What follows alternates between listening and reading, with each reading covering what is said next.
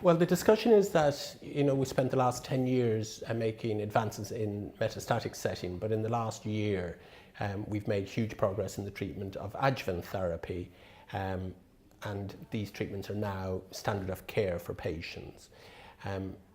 We've had a readout for 4 pivotal trials, which have given us the clinical data, but in fact we've got very little in the way of biomarker readouts so far, and that's something that will come. This is important, because patients with stage 3 disease, it's a heterogeneous group. Many of those patients will have been cured by surgery, and so if we could better stratify who to offer adjuvant therapy to and who don't need adjuvant therapy, that would be helpful. But also for the lower stage patients, so the stage 2 patients, so numerically that's a much higher, bigger group of patients, bigger number of patients, and whilst their individual risk of melanoma recurrence and death is low, they actually contribute a lot to the overall burden of mortality from melanoma. And so they make up about 30% of patients who die of melanoma. So it's a challenge for us to try and identify which patients will be cured by surgery and which patients may benefit from adjuvant therapy. And we're looking at biomarkers to try and help with that.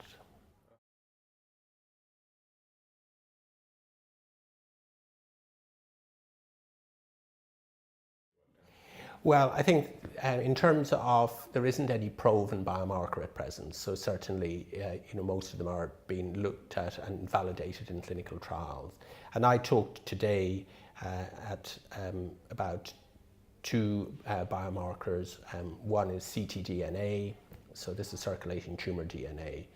And we have the technology to detect this in the blood. It's a blood-borne biomarker. And what we've seen is that in patients who have melanoma, with nodal disease, so if you take a blood sample before surgery or after surgery, if they've ctDNA detected in either of those blood samples, then they're at a much higher risk of developing metastatic disease.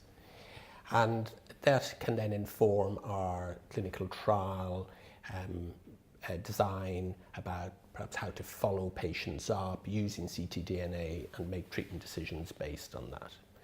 So that's one biomarker that is being looked at with great interest.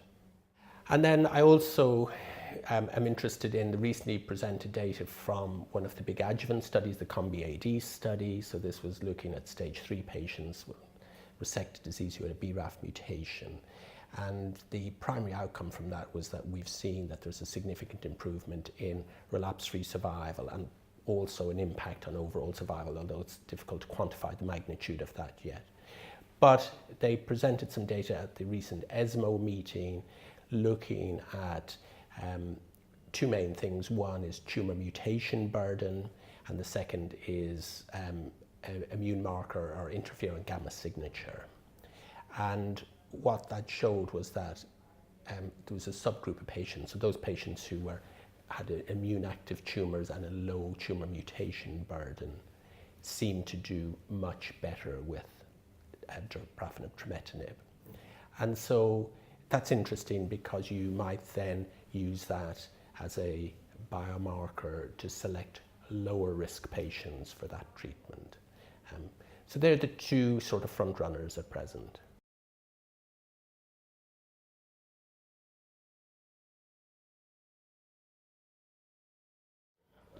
Yeah, so when we're talking about biomarkers, we talk about prognostic or predictive, and looking at ctDNA, at present we would consider that as a prognostic biomarker. In other words, if the ctDNA is positive, then there's a much higher risk of that melanoma coming back. So if you follow patients up sequentially with blood tests, perhaps you can detect the recurrence of the cancer earlier. But in terms of it being predictive, in terms of it, if it's there, it predicts response to treatment, we don't know that. And there's no good reason why it should, certainly for immunotherapy. For targeted therapy, we know that ctDNA for BRAF mutation in the metastatic setting does predict response to treatment.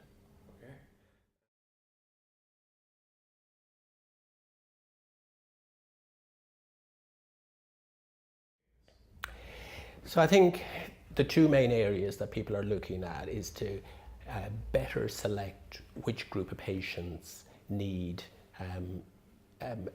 adjuvant therapy and which don't. And so there are a lot of different prognostic scores or biomarkers that are being looked at to try and help with this. So it will be better segregation of patients into those who need treatment, those who don't, and which treatments to offer them. And then the second would be to help us to choose not just systemic therapies, but maybe which patients don't need more invasive surgery like sentinel node biopsy. Maybe we could get the prognostic information that we currently get from surgical staging, essentially, from a blood-borne biomarker. And I think then there's a huge opportunity to marry up the data we get, or the information we get from blood-borne biomarkers and tissue-based biomarkers, to put those together. So the field is just opening up at present. I think what we'll be talking about in 5 years' time is very different to what we're talking about now.